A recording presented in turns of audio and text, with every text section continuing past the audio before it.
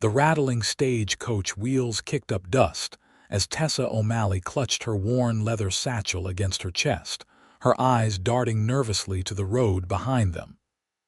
Arizona Territory, 1885, a fresh start in Oatman was all she needed, or so she prayed.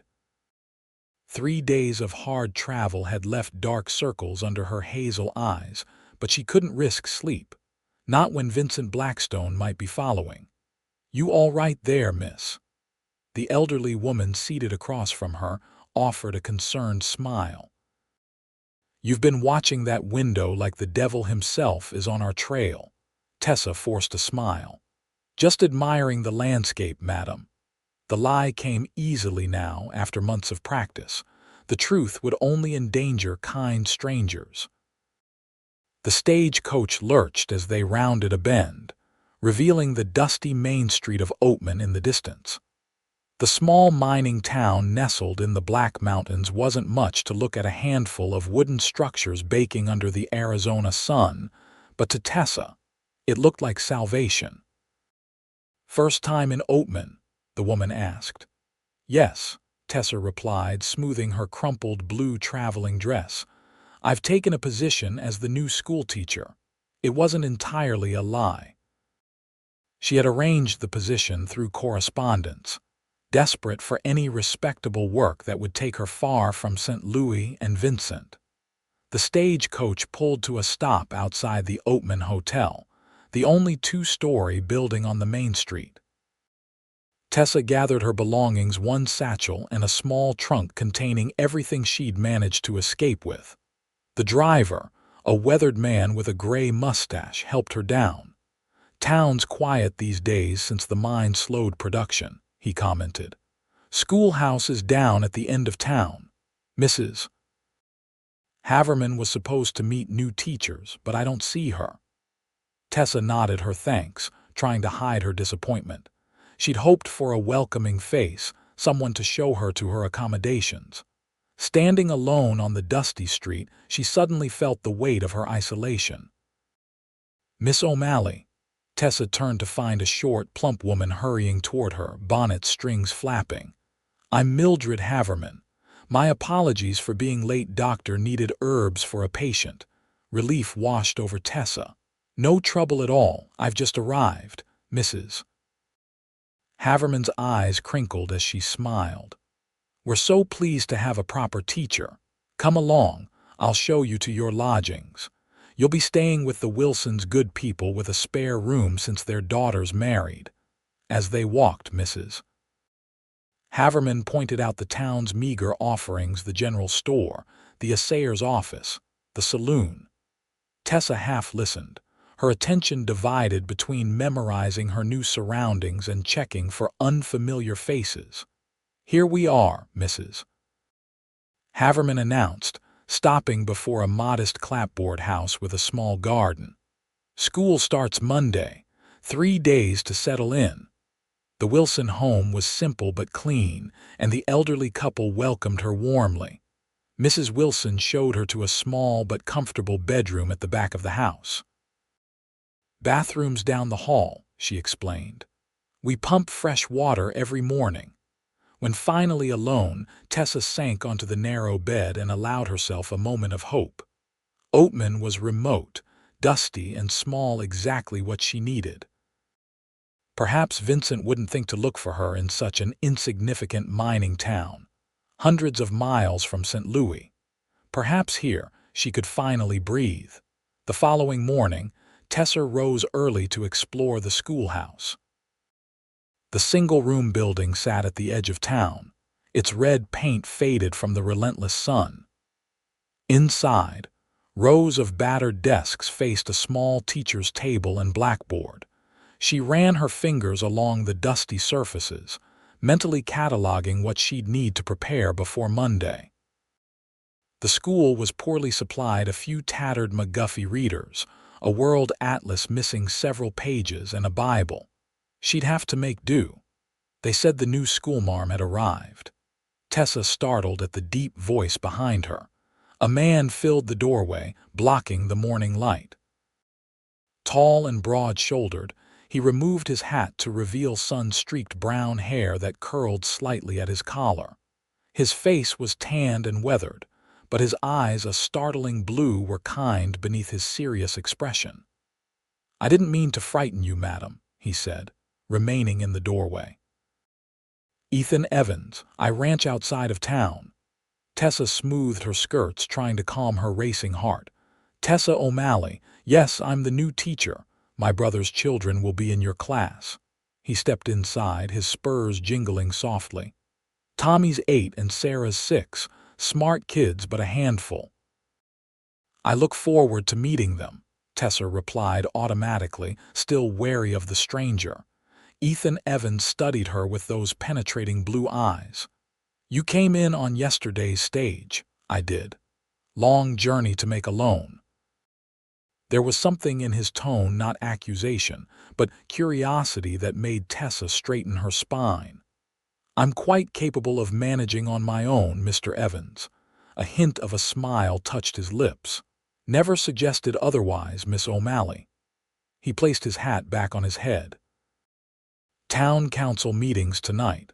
We'll be discussing the school budget. Might be good for you to attend." Before she could respond, he tipped his hat and left, his long strides carrying him quickly down the path toward town.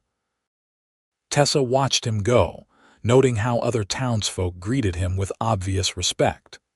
Ethan Evans was clearly someone of importance in Oatman. She would need to be careful around him, around everyone. The last thing she needed was someone asking too many questions about her past. The town council meeting was held in the back room of Oatman's only saloon, the Dusty Nugget. Tessa hesitated outside, uncomfortable with entering such an establishment, but the separate entrance for the meeting room allowed her to avoid the main saloon floor.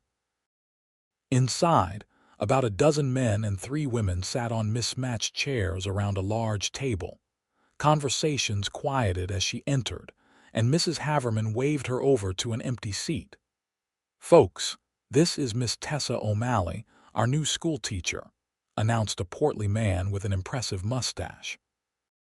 "I'm Mayor Holbrook. Welcome to Oatman." Tessa nodded politely as introductions continued around the table. Ethan Evans sat directly across from her, his expression unreadable as he observed her. The meeting proceeded with discussion of town matters: water access during the ongoing drought, repairs needed for the church roof, and eventually, the school budget. "We've collected $18 for school supplies," Mayor Holbrook reported. "Should cover basic necessities." Tessa cleared her throat. "If I may, the school is in need of more than basic supplies. The books are outdated and falling apart. There aren't enough slates for all the students." A murmur rippled through the room. "Times are hard, Miss O'Malley," said an older man. "The mine's barely producing." "I understand," Tessa replied. "Perhaps we could organize a fundraising event. Where I taught previously, we held spelling competitions with a small entry fee." "Previously? Where was that exactly?" asked a sharp-faced woman. Tessa's heart quickened. "A small town in Missouri," she answered vaguely. "St. Louis ain't small," Ethan Evans commented. Tessa's eyes snapped to his. "I never mentioned St. Louis." His gaze held her steadily. "Your trunk has a St. Louis luggage tag." The room seemed to close in around her as panic rose in her chest. How careless. She should have removed the tag. "I did come through St. Louis," she admitted, forcing her voice to remain even. "But I've taught in several places." Before further questions could arise, Mrs. Haverman intervened. "A spelling competition sounds lovely. We could hold it after Sunday services." The conversation moved on, but Tessa felt Ethan's eyes on her throughout the rest of the meeting. He knew she was hiding something. The question was, what would he do with that knowledge? As the meeting concluded, Tessa hurried toward the door, eager to escape before anyone could corner her with questions. But Ethan Evans moved faster, reaching the exit before her. "May I walk you back to the Wilsons, Miss O'Malley?" he asked, his tone making it clear this wasn't merely a courtesy. Declining would only draw more attention. "Thank you, Mr. Evans." They walked in silence down Oatman's Main Street, the setting sun casting long shadows across the dusty road. A few burros descendants of abandoned mining animals wandered freely, a peculiarity of the town Tessa had already noticed. "Beautiful evening," she commented, desperate to fill the uncomfortable silence. Ethan made a noncommittal sound, then abruptly stopped walking. "Why are you running, Miss O'Malley?" Tessa froze. "I'm not running from anything. Your hands shake when someone asks about your past. You watch the road like you're expecting trouble to ride in. And those bruises on your wrist that you keep covered with your sleeve didn't come from a stagecoach ride." She instinctively tugged her sleeve down. "You're very observant, Mr. Evans. Comes with the territory." His voice softened slightly. "Look, whatever you're running from, Oatman's a small town. Secrets don't keep well here." "My past is my own concern," Tessa replied stiffly. Ethan stepped closer, lowering his voice. "If you're in some kind of trouble, there are people here who can help, myself included." The unexpected offer of assistance caught her off guard. For a moment, she was tempted to confide in him, this stranger with kind eyes and a straightforward manner. But years of Vincent's manipulation had taught her caution. "I appreciate your concern, but I assure you, I'm perfectly capable of managing my own affairs." She resumed walking, quickening her pace. Ethan kept stride easily. "Then I'll just say this: Oatman might be small, but we look after our own. And as of yesterday, that includes you, Miss O'Malley." They reached the Wilson home in silence. At the gate, Ethan tipped his hat and turned to leave, then paused. "Sunday service is at 10. Most everyone attends. Good way to meet your students before school starts." With that, he strode away, leaving Tessa with mixed feelings of gratitude for his concern and fear of his perceptiveness. Sunday arrived with clear skies and unseasonable heat. Tessa dressed in her best dress, a deep green that she'd carefully mended where Vincent had torn the sleeve during their last encounter. The memory made her shudder as she pinned her honey-brown hair into a modest arrangement. The small whitewashed church was already filled when she arrived. Mrs.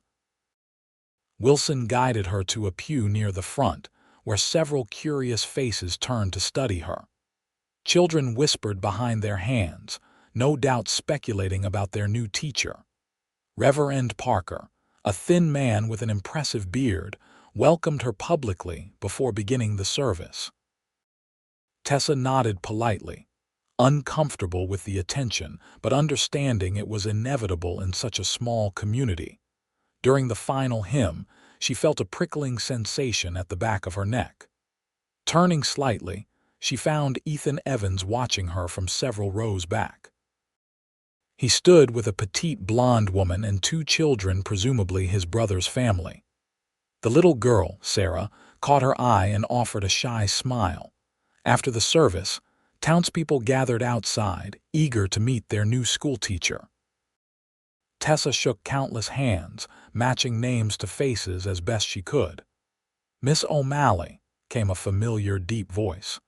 Ethan approached with the children she'd noticed earlier. "I'd like you to meet my niece and nephew, Sarah. Tommy, this is your new teacher." Tommy, a sturdy boy with his uncle's blue eyes, thrust out his hand. "Pleased to meet you, madam. Uncle Ethan says you're from the big city." Tessa shook his hand, amused by his formality. "It's nice to meet you both. Are you excited for school to start tomorrow?" Sarah, half hidden behind her uncle's leg, nodded solemnly. "Can you read stories? Mrs. Finch never reads stories." "I love reading stories," Tessa assured her. "We'll have reading time every day." The blonde woman extended her hand. "I'm Martha Evans, their mother. My husband Michael is up at our ranch. Someone has to watch the herd on Sundays." "Pleasure to meet you, Mrs. Evans," Tessa replied. "Martha, please. We're not formal in Oatman. She glanced at her brother-in-law. Ethan's been telling us about your ideas for the school. A spelling competition sounds wonderful. I hope so. The children need proper books and supplies. Ethan has volunteered our ranch for a picnic afterward, Martha continued. Haven't you, Ethan? He nodded, though he seemed surprised by this information. Plenty of space for the children to run around. That's very generous, Tessa said, wondering if he'd actually volunteered or if Martha had volunteered him. Their conversation was interrupted by Mayor Holbrook announcing the date for the spelling competition 2 weeks hence. The news generated excitement among the townspeople, and Tessa found herself at the center of attention once more as parents inquired about the event. By the time she extricated herself from the crowd, the Evans family had departed. Tessa watched their wagon heading out of town, unable to shake the feeling that Ethan Evans represented both an ally and a complication she couldn't afford. The first day of school proved both challenging and rewarding. 23 students, ranging from 5 to 15 years old, filled the small schoolroom. Tessa quickly assessed their varying levels of education and divided them into appropriate groups. Tommy Evans, she discovered, had a quick mind for mathematics but struggled with spelling. His sister Sarah was the opposite, already reading above her age level but hesitant with numbers. They both, however, shared their uncle's intense blue eyes and observant nature. Miss O'Malley. Sarah approached her desk as the other children filed out for lunch. Uncle Ethan asked me to give you this. She handed Tessa a folded note. Opening it cautiously, Tessa read, Miss O'Malley, some books from my personal library that might be useful for your students. Feel free to keep them at the school as long as needed. E. Evans looking up, she noticed a stack of books on her desk that hadn't been their earlier quality editions of history texts, science primers, and several volumes of classic literature. Your uncle brought these, she asked Sarah. The little girl nodded. This morning before school. He said you needed more books. Tessa examined the collection, touched by the thoughtful gesture. These weren't cheap dime novels but well-preserved educational texts that must have cost a small fortune. Please thank your uncle for me, she told Sarah. These will help tremendously. Sarah beamed. He said you'd say that. He also said to tell you that our door is always open if you need anything. The child's innocent delivery of what seemed like a loaded message left Tessa unsettled. Was Ethan Evans simply being neighborly, or did he suspect more about her situation than she'd revealed? The weeks leading up to the spelling competition passed quickly as Tessa settled into life in Oatman. Her students showed steady improvement, the townspeople were welcoming, and she began to relax slightly, allowing herself to believe she might truly have escaped Vincent's reach. She saw Ethan Evans occasionally at church in town for supplies, or when he dropped off his niece and nephew for school. Each time, he was unfailingly polite but watchful.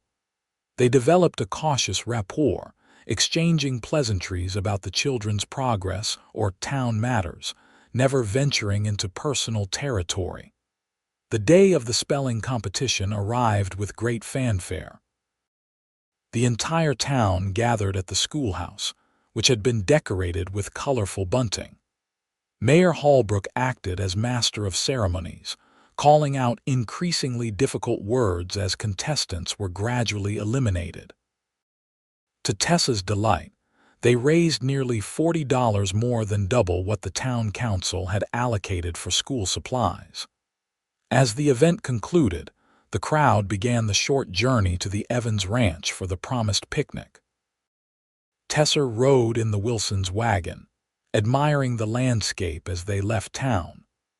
The Evans Ranch spread across a verdant valley, nestled between stark mountain ridges, a beautiful property with a substantial main house and several outbuildings. Ethan built most of this himself, Mr. Wilson commented, noting her interest. Started with nothing 15 years ago, just him and his brother Michael. Now they run one of the most successful cattle operations in the territory. Impressive, Tessa remarked, taking in the well-maintained fences and healthy livestock. The picnic was a lively affair, with tables laden with food prepared by the town's women. Children ran freely across the open yard, playing games and exploring under the watchful eyes of parents. Tessa found herself genuinely enjoying the community atmosphere. "Seems your idea was a success," came Ethan's voice as he approached, 2 glasses of lemonade in hand. He offered one to her. "Thank you." She accepted the drink.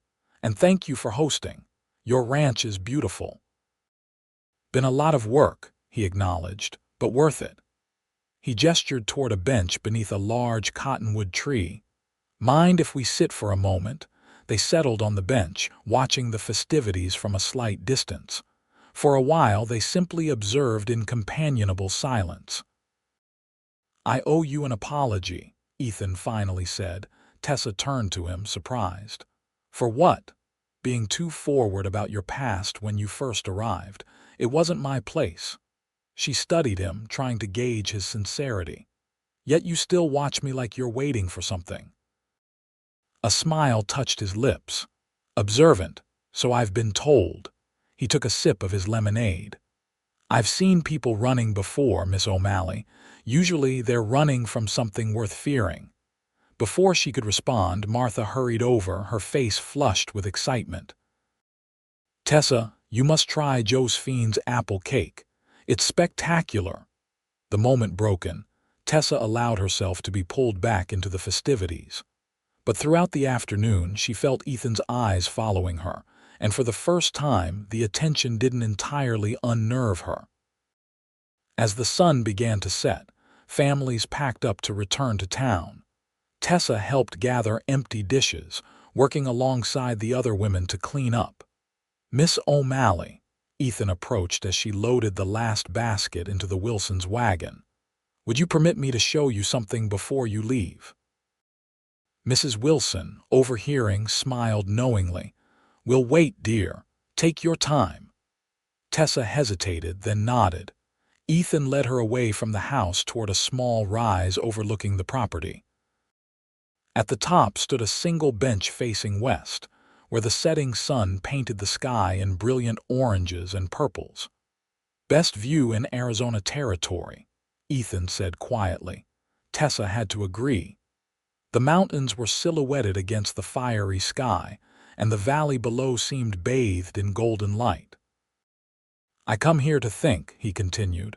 "Seemed like you might appreciate a moment of peace." The thoughtfulness of the gesture touched her. "It's beautiful. Thank you for sharing it with me." They stood in silence, watching the colors deepen as the sun slipped lower. In that peaceful moment, Tessa felt something she hadn't experienced in years, a sense of safety. "Whatever you're running from," Ethan said softly, "it doesn't define you. I've watched you these past weeks. You're good with the children, patient and kind. The town respects you." He turned to face her. "That's who you are, Miss O'Malley, not whatever came before." His words brought unexpected tears to her eyes. She blinked them away, unwilling to show such vulnerability. "You're very kind, Mr. Evans." "Ethan," he corrected gently. "After all, we're not formal in Oatman." A smile tugged at her lips. "Ethan." The sun dipped below the horizon and reality intruded on the moment. "I should get back. The Wilsons are waiting." He nodded and they walked back in silence. At the wagon, he helped her up, his strong hand steady at her waist. "Good night, Tessa," he said, using her given name for the first time. "Good night, Ethan." As the wagon pulled away, Tessa found herself looking back at the solitary figure standing in the yard, for the first time since fleeing St. Louis. She wondered if running was the only option or if perhaps, in this dusty corner of Arizona territory, she might find something worth staying for. The following weeks brought a routine that Tessa found comforting. School during the day, grading papers in the evening, and church on Sundays. She grew more comfortable in Oatman, coming to know its residents and earning their trust through her dedicated teaching. Ethan Evans became a more frequent presence in her life.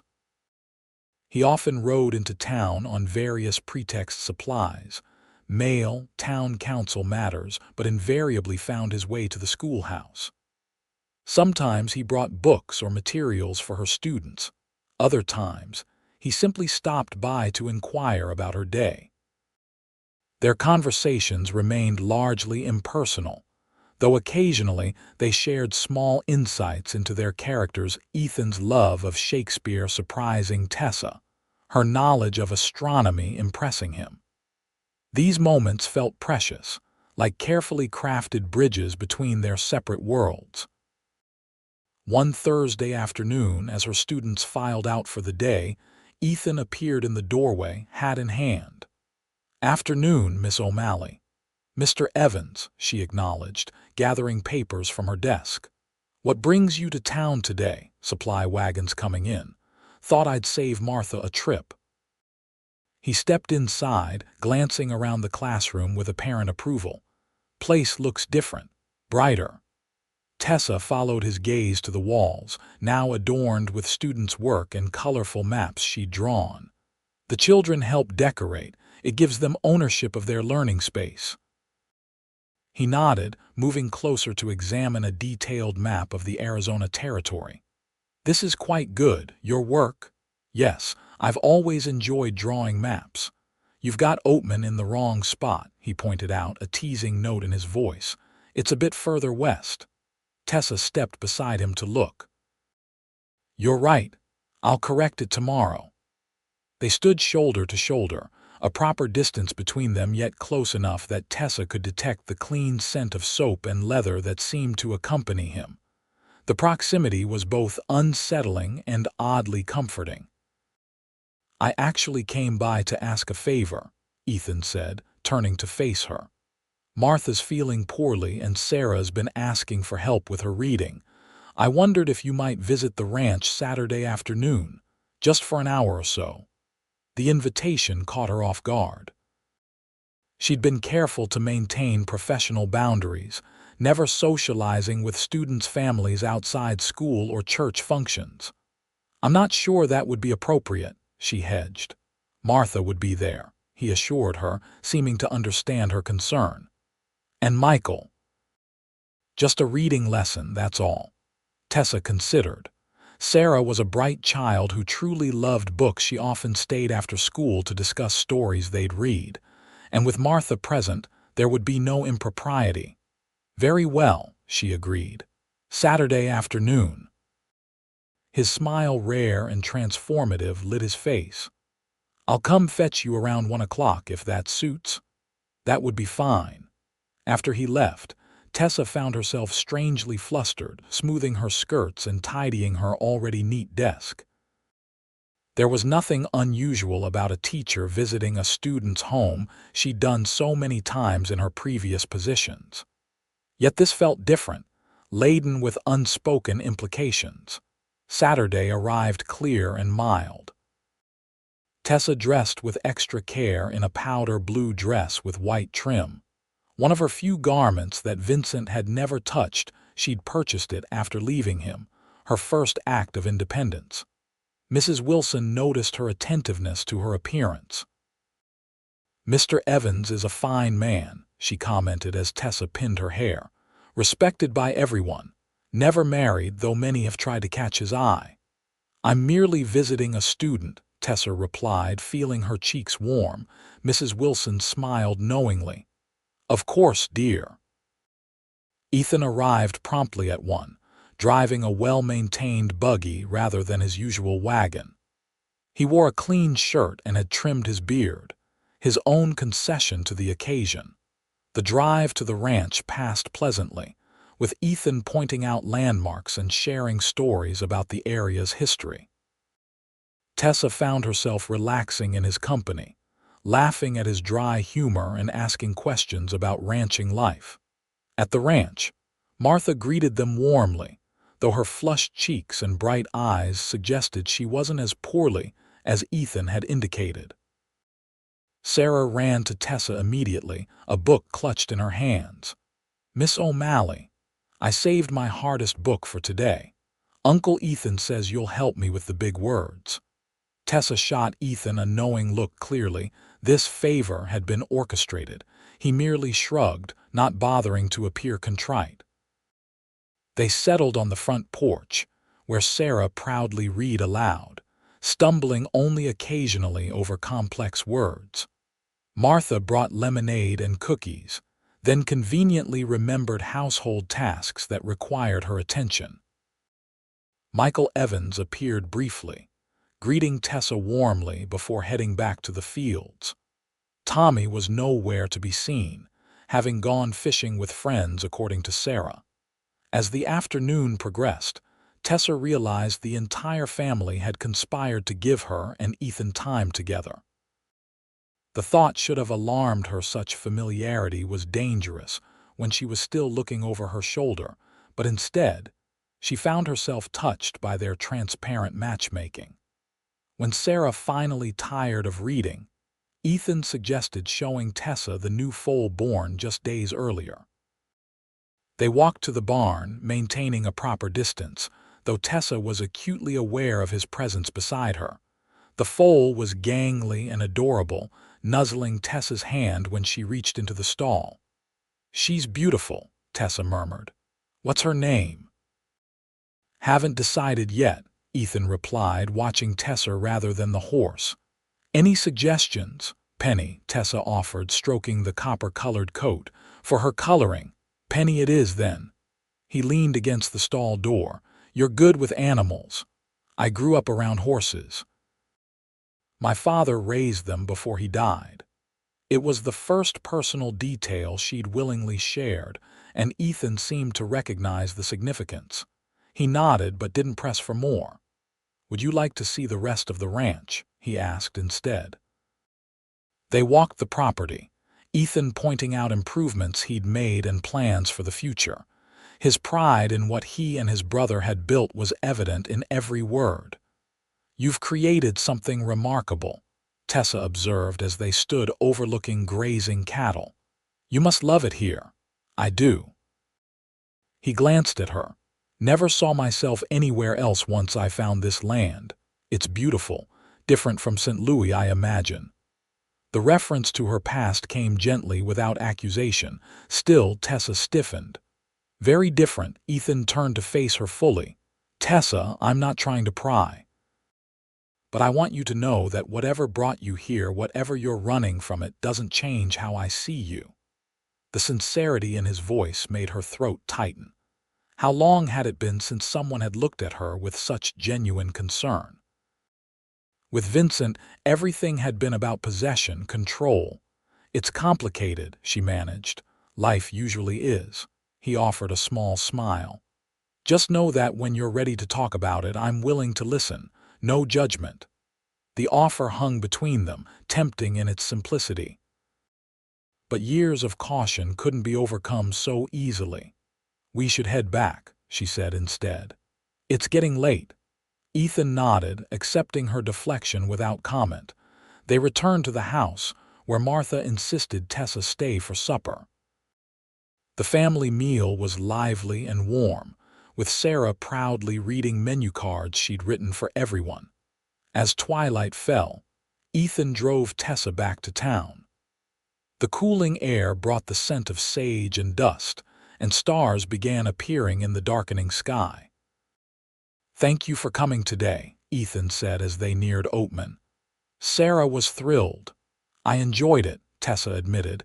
"Your family is wonderful. They like you." He glanced at her. "So do I." The simple declaration hung in the air between them.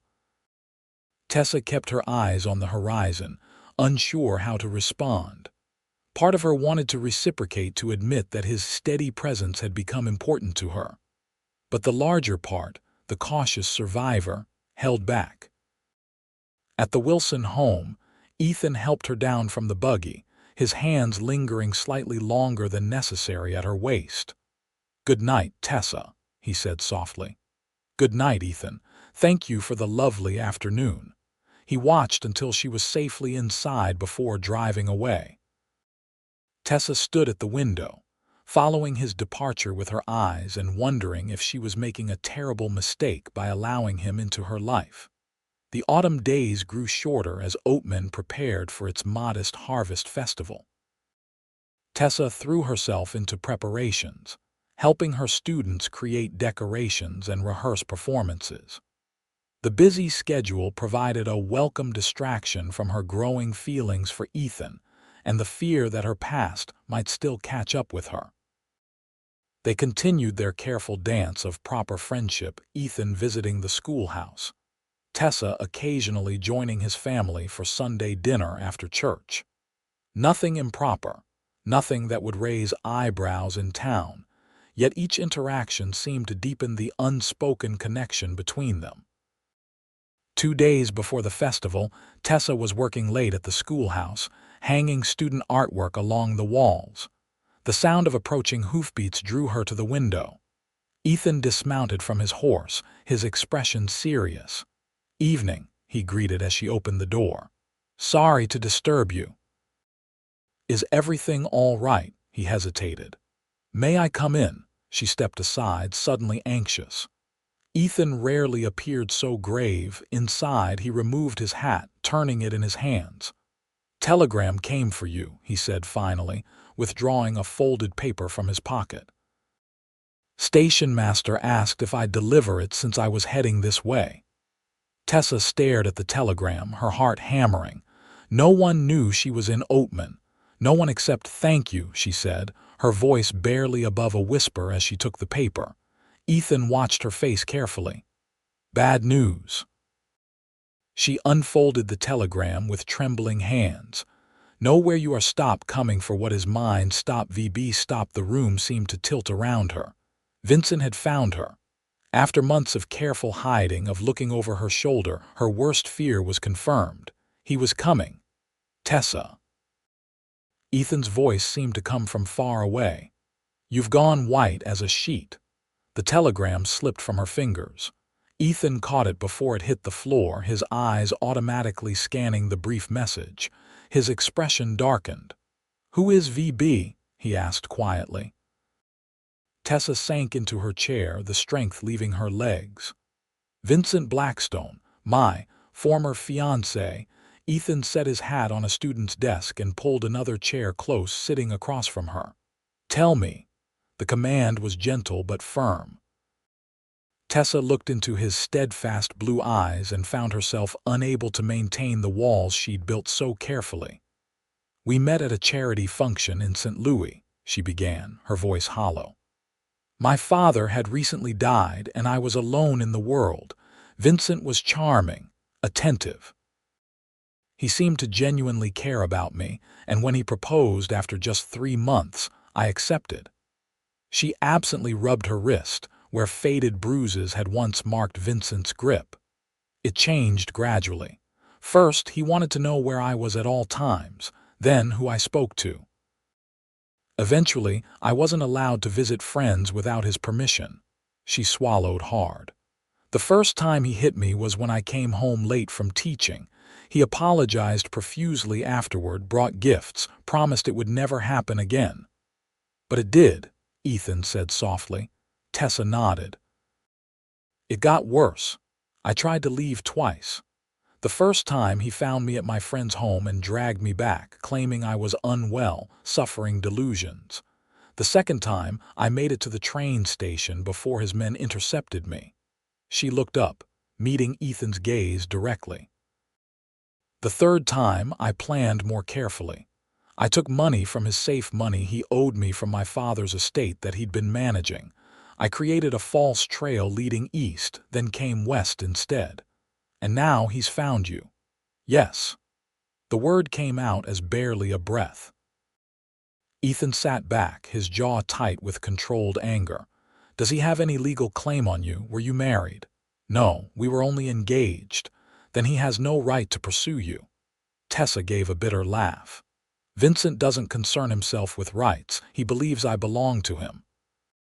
The fact that I took his money is an insult he won't tolerate. The money was rightfully yours. Every penny, she confirmed. My father left a modest estate.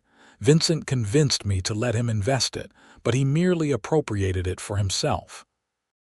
Ethan stood abruptly, pacing the small classroom. When did this telegram arrive? Today, I assume. Then we have time. Stagecoach only comes through twice a week and yesterday's already left. Nearest train station is 3 days' ride.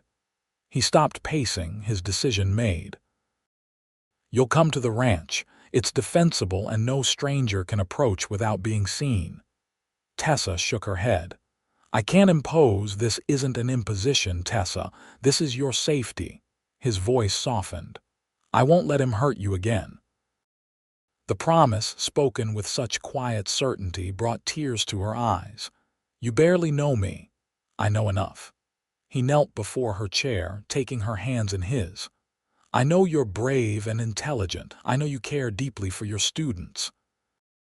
I know you've survived something terrible and still managed to build a new life. His thumbs brushed over her knuckles. And I know that I care for you more than I should admit. The confession hung in the air between them. Tessa looked down at their joined hands, as large and calloused from years of ranch work, hers smaller but equally marked by labor. I care for you too, she whispered. But Vincent is dangerous. I won't risk bringing that danger to your family.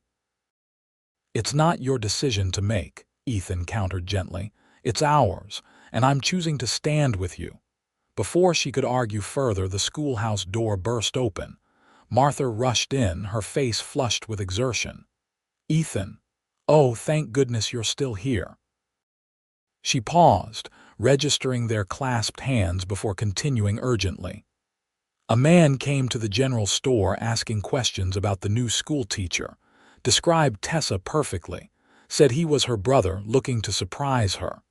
Tessa's blood ran cold. Vincent has no patience, she murmured. He must have ridden ahead of his telegram. Ethan rose, his expression hardening. Did the stranger say where he was staying? He took a room at the hotel, Martha replied. Mr. Phillips said he seemed like a gentleman, well-dressed, polite, but something about him felt wrong. It's him, Tessa confirmed, her voice shaking. Vincent always appears respectable. It's his greatest weapon. Ethan turned to his sister-in-law. Martha, go home. Tell Michael what's happening. I'm bringing Tessa to the ranch tonight. Martha nodded without question. We'll be ready. After she left, Ethan helped Tessa to her feet. We'll stop at the Wilsons to collect your things. Only what you need. Moving in a daze, Tessa allowed him to guide her out of the schoolhouse. The night had fully descended, and Oatman's main street was largely deserted.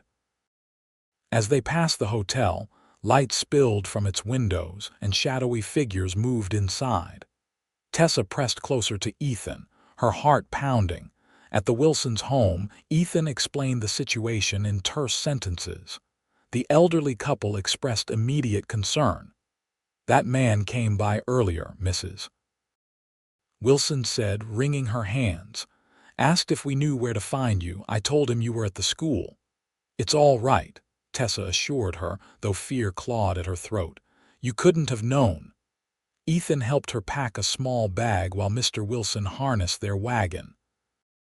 We'll drive you to the edge of town, the older man offered.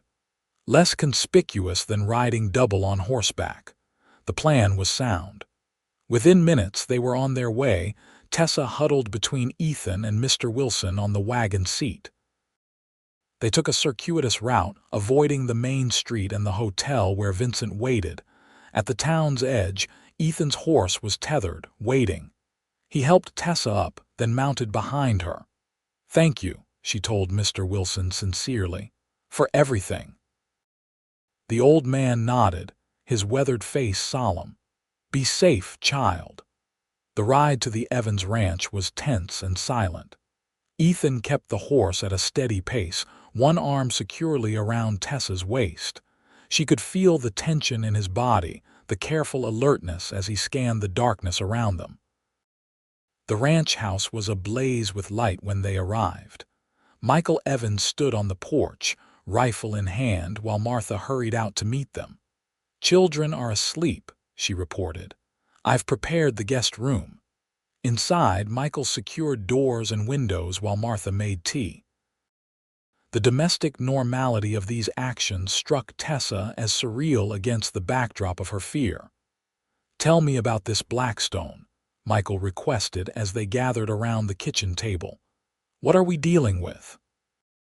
Ethan briefly recounted what Tessa had shared, his voice tight with controlled anger.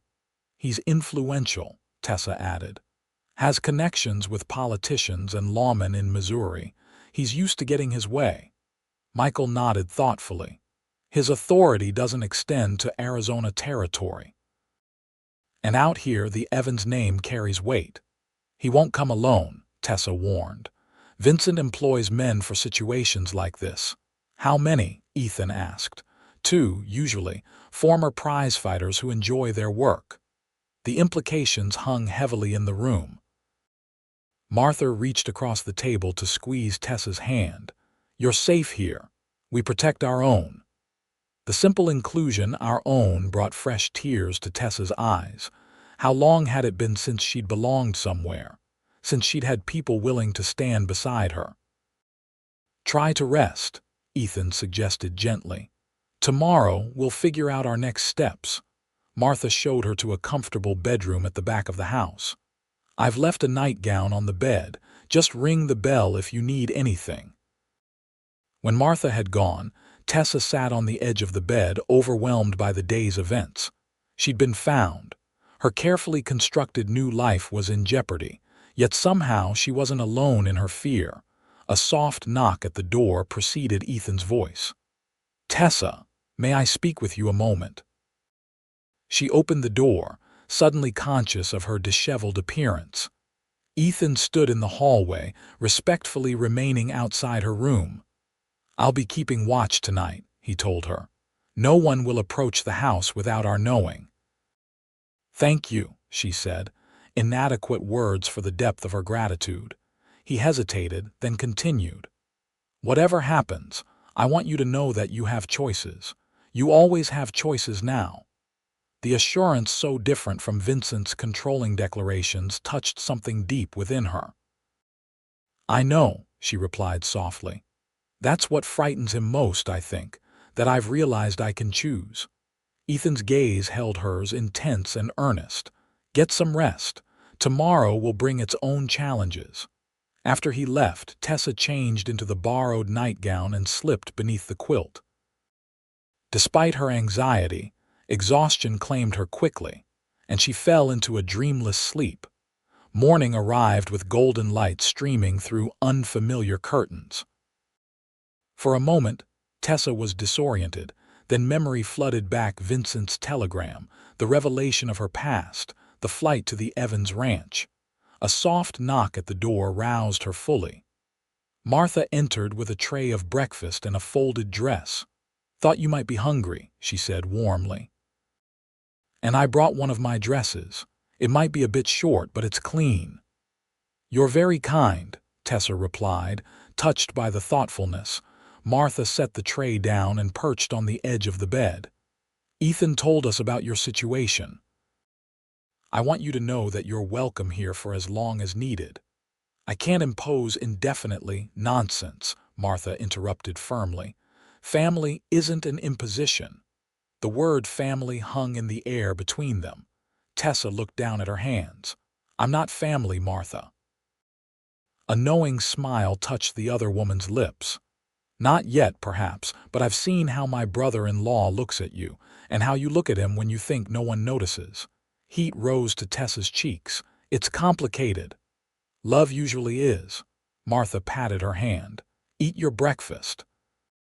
"Ethan's gone into town to assess the situation, but he should return shortly." After Martha left, Tessa ate quickly and dressed in the borrowed clothing.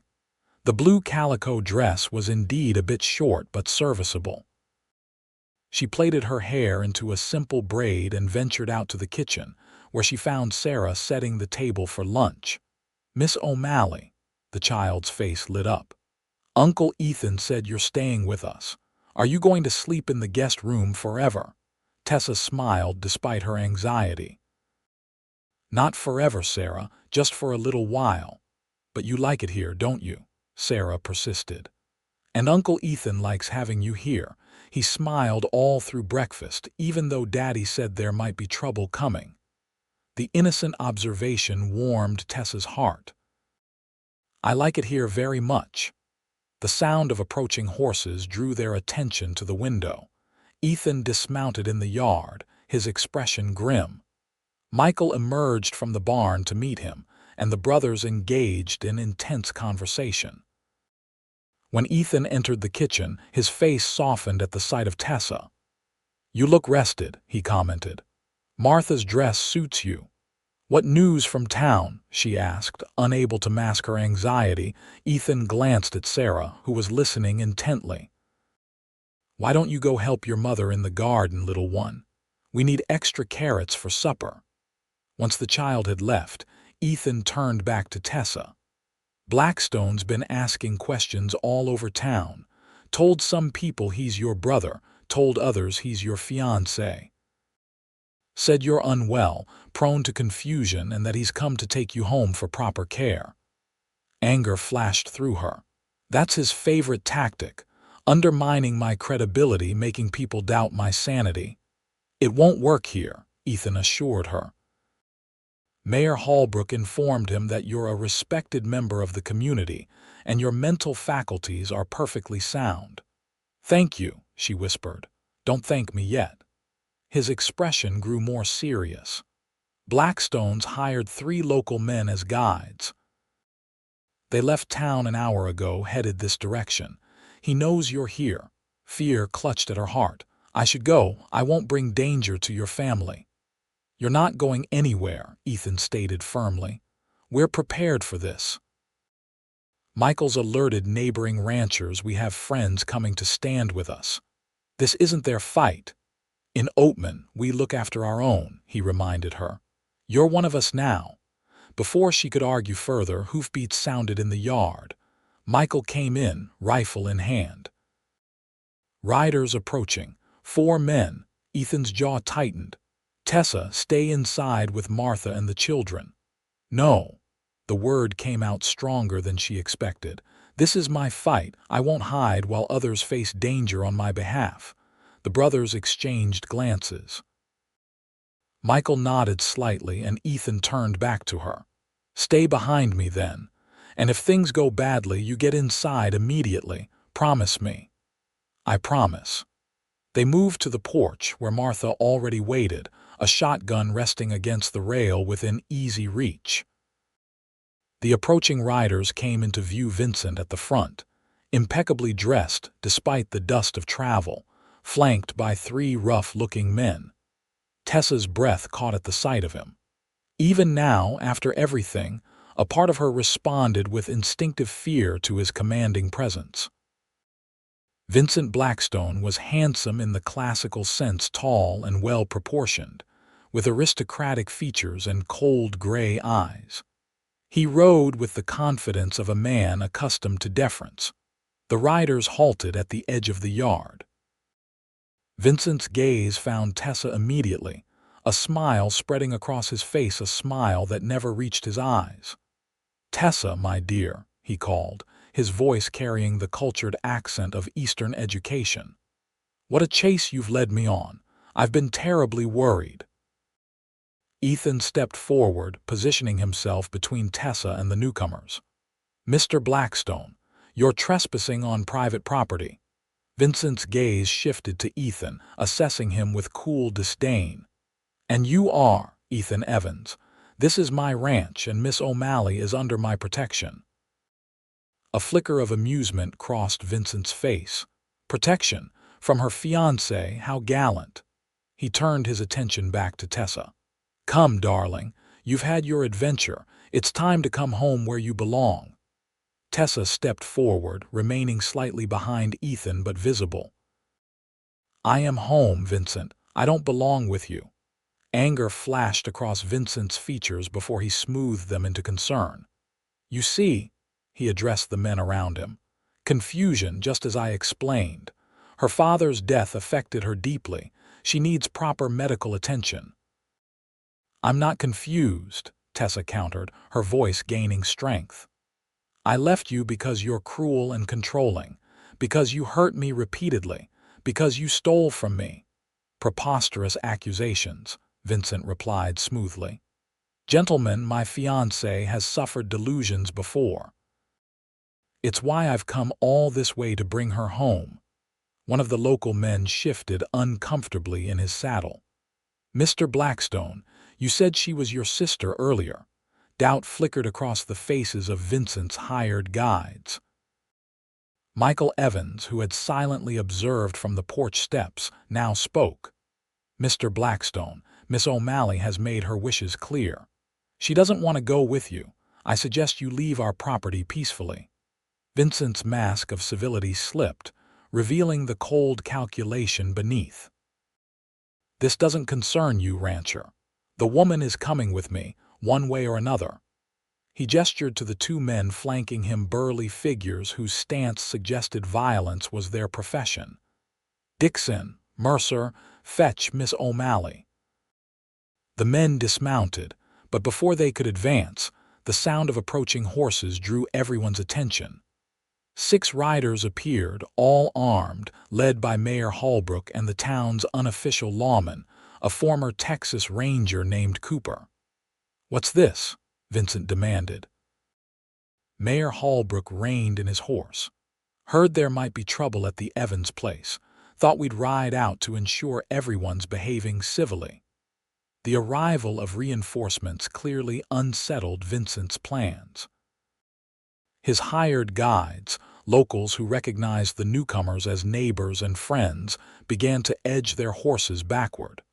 "This is a private matter," Vincent insisted. "Between me and my fiancé." "Former fiancé," Tessa corrected firmly. "Our engagement ended the moment you raised your hand to me."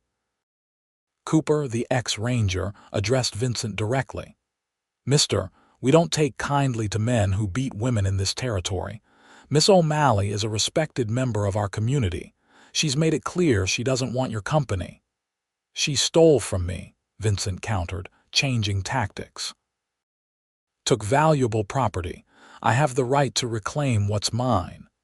"The money was my inheritance," Tessa responded. "Every penny belonged to me. You kept it from me illegally." Vincent's face contorted with barely controlled rage.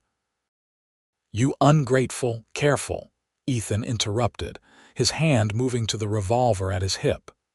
"Choose your next words wisely." For a long moment, tension crackled in the air.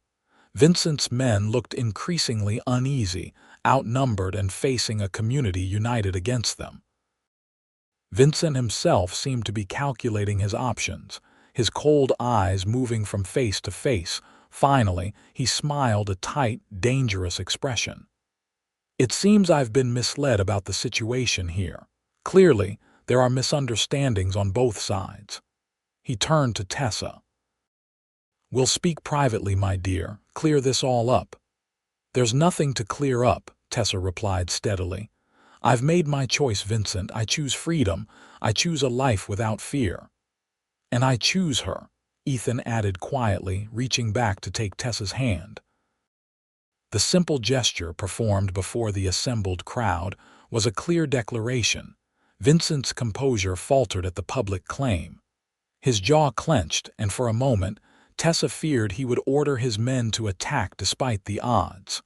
Then, abruptly, he regained control. "Very well." His voice was ice. "Enjoy your freedom, Tessa, for now." He turned his horse. "Dixon, Mercer, we're leaving." "Vincent," Tessa called, stopping him. "Don't return. I've kept quiet about your business dealings in St. Louis, the bribes, the forgeries. But if you ever threaten me or anyone I care about again, I'll ensure those documents reach the proper authorities." It was a bluff. She had no such evidence, but Vincent's momentary expression of alarm suggested she'd struck close to truth. Without another word, he spurred his horse and rode away, his hired muscle following close behind. The local guides hesitated, then approached Mayor Holbrook. "Sir, we didn't know the situation. He said she was family, needed help." "No harm done," the mayor assured them. "Best get back to town now." As the various riders dispersed, Tessa felt her legs weaken with delayed shock. Ethan's arm came around her waist, supporting her. "He'll be back," she whispered. "Vincent doesn't surrender easily." "Then we'll be ready," Ethan replied. "But I don't think he will. Men like that are cowards at heart. They only fight when they're certain they'll win." Michael approached, his expression grim. "We should post guards tonight just in case." "Agreed," Ethan said. "I'll take first watch." Martha emerged from the house, where she'd been watching through the window with the children. "Is it over?" "For now," Michael confirmed. Tessa looked at the assembled family, Ethan beside her, Michael and Martha, the children peering curiously from the doorway. They had all risked themselves for her, stood against a dangerous man without hesitation. "Thank you," she said, her voice breaking. "All of you." Ethan's hand found hers again, strong and steady. "Let's go inside. We've had enough excitement for one day." The following days passed in watchful vigilance, but Vincent Blackstone did not return. Word came from town that he and his men had departed on the eastbound stage, though no one truly relaxed their guard. Tessa remained at the Evans ranch, reluctant to return to town and her teaching duties, until they were certain the danger had passed. Mayor Holbrook arranged for a substitute teacher for the week, assuring her that her position would be waiting when she felt safe to return. During this time of enforced closeness, Tessa's relationship with Ethan deepened. They spent hours talking, sharing stories of their pasts, Ethan's journey west as a young man, his dreams for the ranch, Tessa's childhood in Missouri, her love of teaching. 5 days after Vincent's departure, Ethan found Tessa at her favorite spot overlooking the valley. The afternoon sun bathed the landscape in golden light, and a gentle breeze carried the scent of sage. "Copper said the stage reached Prescott safely," Ethan reported as he joined her on the bench. "Blackstone was on it." Tessa nodded, relief washing through her. "I still can't quite believe it's over." "Do you think he'll try again?" She considered the question carefully. "No, Vincent hates public humiliation more than anything. Being confronted by the whole town, being seen as wrong, that's a blow to his pride he won't risk repeating." Ethan nodded, accepting her assessment. They sat in companionable silence for a while, watching hawks circle lazily over the valley. "Mayor Holbrook asked when you'll be returning to teaching," Ethan finally said. "The children miss you." "I miss them too." She smiled, thinking of her students. "I'll go back Monday." "Back to the Wilsons?" The question held more significance than its simple words suggested.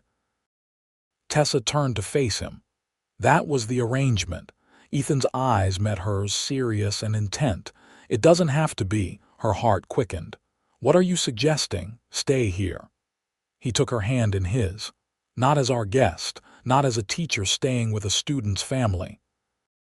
He paused, gathering his thoughts. "I know it's soon. I know you've been through hell and back, but I also know what I feel when I'm with you." "Ethan, let me finish," he requested gently. "I'm not Vincent. I don't want to possess you or control you. I want to stand beside you to build something together." His fingers tightened around hers. "I'm asking if you might consider a future here, with me." Tessa looked at their joined hands, then up at his earnest face.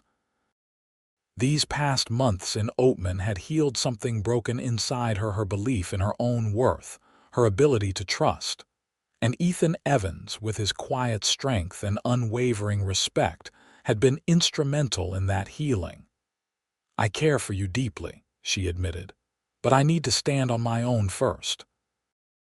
To know that I can, understanding dawned in his eyes. "Of course. But," she continued, a smile touching her lips, I think Oatman could use a permanent school teacher, one who plans to stay for many years." Hope lit his face. "And might this permanent school teacher be open to courting?" "Properly, with all the respect she deserves." "She might," Tessa replied, her smile widening. "In fact, I think she'd like that very much." The following Sunday, Tessa returned to her teaching position and her room at the Wilsons', though she now spent most evenings and weekends at the Evans Ranch. The town watched their courtship with approving eyes, the schoolteacher and the rancher, a match that seemed destined.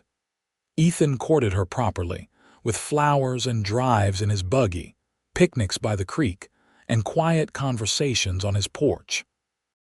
He never rushed her, never pushed for more than she was ready to give. And gradually, Tessa's lingering fears receded, replaced by a growing certainty that this was where she belonged. 3 months after Vincent's departure, on a crisp December evening with stars scattered like diamonds across the sky, Ethan took her to their bench overlooking the valley. "I have something for you," he said, reaching into his pocket. But instead of a ring, as she half expected, he withdrew a folded document. "What's this?" she asked, taking it curiously. "The deed to 5 acres adjoining the schoolhouse," he explained, "in your name." Tessa unfolded the paper, stunned. "Ethan, I can't accept this." "You can," he insisted gently. "It's not a gift, it's an investment in your future, our future, I hope." He took her hands in his. "Build your own place, Tessa. Stand on your own, as you said you needed to, but know that whenever you're ready, my home, my heart is open to you." Tears filled her eyes at the profound understanding behind his gesture. This wasn't a man seeking to control her. This was a partner respecting her need for independence while offering a future together. "I love you," she said simply, the words emerging easily, naturally. Ethan's face lit with joy. "And I love you, Tessa O'Malley." He reached into his pocket again, this time withdrawing a small box. "Which is why I'm hoping you'll consider wearing this, not as a chain but as a promise." Inside the box nestled a simple ring with a single pearl. "It was my mother's," he explained. "Simple but honest, like what I'm offering you." Tessa looked from the ring to his face, seeing all the steadfast love she'd come to rely on. "Yes," she whispered. "Yes to the ring, yes to the promise, yes to our future." As he slipped the ring onto her finger, Tessa marveled at the journey that had brought her here, from fear to freedom, from isolation to belonging. She had run from a man who would not let her go, and found a man who would never seek to possess her, only to walk beside her. Their wedding took place the following spring, with the entire town in attendance. Tessa wore a simple white dress that Martha had helped her sew, and wildflowers in her hair. Ethan could scarcely take his eyes from her as she walked toward him in the flower-decorated church. "Nervous?" Michael asked his brother as they waited at the altar. Ethan shook his head, his eyes fixed on his approaching bride. "Not even slightly." Their vows were straightforward and heartfelt, promises of respect and partnership alongside the traditional pledges of love and fidelity. When the Reverend pronounced them husband and wife, Ethan kissed her with a tenderness that brought tears to more than one eye in the congregation. The celebration afterward lasted well into the night, with dancing and feasting under lantern light in the town square. As Ethan led her in a dance, Tessa caught sight of her students watching with wide eyes, particularly Sarah, who had appointed herself unofficial flower girl and wore her crown of daisies with solemn pride. "Happy?" Ethan asked, his arm secure around her waist. Tessa looked up at him, at the love shining in his eyes, and thought of the life stretching before them. "Completely," she answered truthfully. Later that night, as they stood on the porch of the home they would now share, Tessa reflected on how far she had come. A year ago, she had been running, terrified and alone. Now she stood beside a man who had taught her that love wasn't about possession, but about freedom, the freedom to choose, to grow, to be herself completely. "What are you thinking?" Ethan asked, his arm around her shoulders as they gazed at the star-filled sky. "That sometimes," she replied, leaning into his embrace, "you have to run from one life to find another, and that standing still, standing firm can be the bravest thing of all." He pressed a kiss to her temple. "You're the bravest person I know, Tessa Evans." The name, her new name, freely chosen, warmed her heart. With a contented smile, she turned in her husband's arms and kissed him beneath the vast Arizona sky. No longer running, no longer afraid, finally home. In the years that followed, Tessa continued teaching, watching her students grow and flourish. She and Ethan built a life rich with love and purpose, expanding the ranch, supporting the community that had become their extended family. 2 years after their wedding, their first child was born, a son they named James, after Tessa's father. He was followed by a daughter, Grace, and later another son, William. Their home rang with children's laughter, and Tessa often marveled at how complete her life had become. Vincent Blackstone never returned to Oatman. Occasionally, news would reach them of his activities in St. Louis business ventures, political connections, but he remained a distant shadow, no longer holding power over Tessa's happiness. On their 10th anniversary, Ethan brought Tessa back to their bench overlooking the valley. The view had changed somewhat, the ranch had expanded, new buildings dotted the landscape, and their children played in the distance under Martha's watchful eye. "You ever regret it?" Ethan asked as they sat together, his arm around her shoulders. "Coming to Oatman, staying here with me?" Tessa looked up at him, at the lines that a decade of sun and laughter had added to his face, at the unwavering love still evident in his blue eyes. "Never," she answered truthfully. "Not for a single moment." As the sun set over the Arizona mountains, casting the valley in gold and shadow, Tessa leaned against her husband's shoulder, profoundly grateful for the journey that had brought her here, to this man, this family, this life. She had once been a woman running from a man who would not let her go, but she had found a cowboy who stood between them and did not move, and in doing so, she had found herself.